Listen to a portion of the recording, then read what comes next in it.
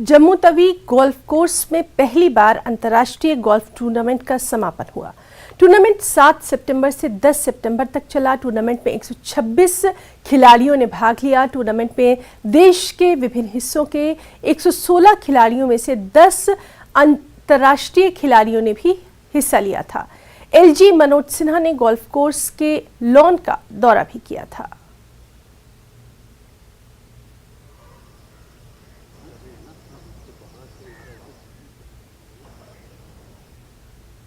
आप जानते हैं कि गोल्फिंग टूरिज्म जो है that is a niche tourism product, जिसमें हैवी स्पेंडिंग टूरिस्ट जो आते हैं वो गोल्फ खेलने के लिए आते हैं। ख़ासकर जम्मू की प्रॉक्सिमिटी जो है बाय रोड भी पंजाब से बाकी एरिया से है जहां गोल्फ को बहुत पसंद किया जाता है।